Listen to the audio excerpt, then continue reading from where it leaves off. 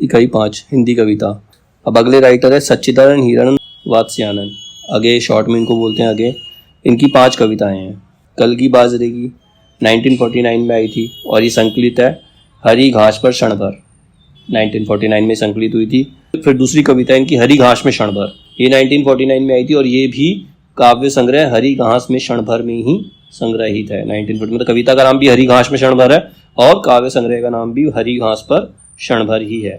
तीसरी कविता यह दीप अकेला 1952 में आई थी और ये संकलित है बावरा अहेरी के अंदर और संकलित हुई थी 1954 में। कविता आई थी 1952 में लेकिन ये संग्रहित हुई थी 1954 के अंदर। कौन सी काव्य संग्रह के अंदर? बावरा अहेरी के अंदर।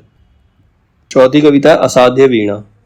असाध्य वीणा 1961 में आई और ये संग्रहित हुई है आंगन के पार द्वार में 1961 में ही। अगली कविता है कितनी नावों में कितनी बार, ये 1966 में आई थी और ये संग्रहित हुई है कितनी नावों में कितनी बार, मतलब काव्य संग्रह का नाम भी सेम ही है, कितनी नावों में कितनी बार, और ये 1967 में संग्रहित हुई थी, आई थी 1966 में। तो ये 5 कविताएं आगे की हैं।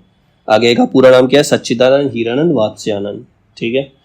अब इसके बाद पहली कविता करते हैं हम इसकी कलगी बाजरे की। कलगी बाजरे की में क्या है? कवि सिर्फ है ना नए उपमान, नए उदाहरण देना चाहता है। उसके लिए पुराने जो उदाहरण है, पुराने जो उपमान है वो घिस पिट चुके हैं, सब कवियों ने इस्तेमाल कर लिए हैं, वो घिस चुके हैं, इसीलिए वो अब नए उपमान यूज करना चाहता है। जैसे अपनी प्रेमिका को बाजरे की कलगी के समान बताता है, बिछली हुई घास के समान बताता है, तो एक नए उपमान वो प्रयोग करना चाहता है। आगे जो है प्रयोग धर्मी कवि है, मतलब प्रयोग करने के पक्ष में रहते हैं, कुछ ना कुछ एक्सपेरिमेंट करते रहते हैं। परंपरा में प्रयुक्त उपमान उनकी समझ से पुराने पढ़कर घिस चुके हैं। वो कहते हैं जो परंपरा में उपमान आए हैं जैसे कमल, ठीक है, चांद, ये सब उपमान घिस चुके हैं, सबने इस्तेमाल कर लिए, इतने इस्तेमाल कर लिए कि ये घिस चुके हैं, इनकी जो चमक है वो चली गई है। इसीलिए वो अपनी प्रणयाभिव्यक्ति, मतलब प्रणयाभिव्यक्ति मतलब क्या होता है? अपने प्रेम की अभिव्यक्ति, उसको बोलते हैं प्रणयाभिव्यक्ति के लिए नए और ताजे उपमानों की खोज करते हैं। उसी के लिए कविता लिखी गई है। कहते हैं मैले हो चुके उपमान, मतलब जो पुराने उपमान है वो मैले हो चुके हैं। जैसे पुराने कौन कौन से? ललाती सांझ के नभ में अकेली तारिका, मतलब जब सांझ का शाम का समय होता है, जब चारों तरफ लाली सी छाई रहती है, पीलापन सा आ जाता है, तो उसमें एक अकेला तारा कैसे दिखता है, ये भी उपमान जो पुराना हो गया है। शरद के भोर की निहार न्यायी क्वीन, शरद की भोर में, मतलब जैसे शरद की भोर में जो ओस की बूंद, सर्दियों की सुबह में जो ओस की बूंद होती है वो।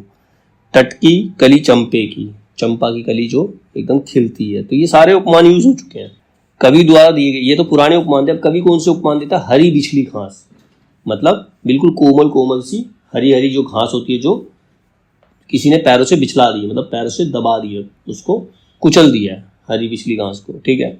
दौलती कलगी छरहरी बाजरे की, बाजरे की एक कली, छरहरी कली बाजरे की, ये नए उपमान जो कवि ने इस्तेमाल किए हैं। अब कलगी बाजरे की काव्य पंक्तियां क्या क्या हैं? काव्य पंक्तियां हैं, बल्कि केवल यही ये उपमान मैले हो गए हैं, देवता इन प्रतीकों के कर गए हैं कूच, कभी बासन अधिक घिसने से मुलमा छूट जाता है। कहता है ये जो उपमान है जो इस्तेमाल होते आ रहे हैं सब, इन सब उपमानों के देवता कूच कर चुके हैं, ये बहुत पुराने हो चुके हैं, अब इनको कोई पसंद नहीं करता है। ये इतने पुराने हो गए जैसे बर्तन के अंदर, नया बर्तन तो उसकी कितनी चमक होती है, लेकिन जब उसको बांसते रहते, मांसते रहते, घिसते हैं तो उसका मुल्लमा, मुल्लमा मतलब उसकी चमक चली जाती है। मुल्लमा का मतलब है चमक, उसकी जो शाइन है वो चली जाती है मांजने से। उसी प्रकार से वो उपमान को यूज कर करके वो घिस चुके हैं, तो अब नए उपमानों की जरूरत है। फिर अब कहता है अपनी प्रेमिका से, बिछली घास हो तुम, लहलाती हवा में कलगी छरहरी बाजरे की। तुम इस प्रकार से, जैसे खेत के अंदर एक बाजरे की कलगी जो होती है, एक कली जो होती है, वो लहरा रही हो, इस प्रकार से अपनी प्रेमिका को वो संबोधित करता है। कहीं सच्चा कहीं प्यारा एक प्रतीक बिछली घास है, मतलब बिछली घास का एक सच्चा प्रतीक है।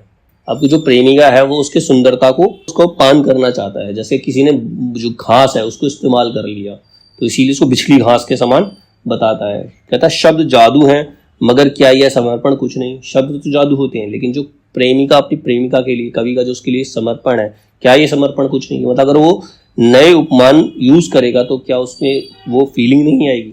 आएगी। वो फीलिंग उसके अंदर की फीलिंग है, ना कि उपमानों की फीलिंग है। तो यही कविता है इसके अंदर।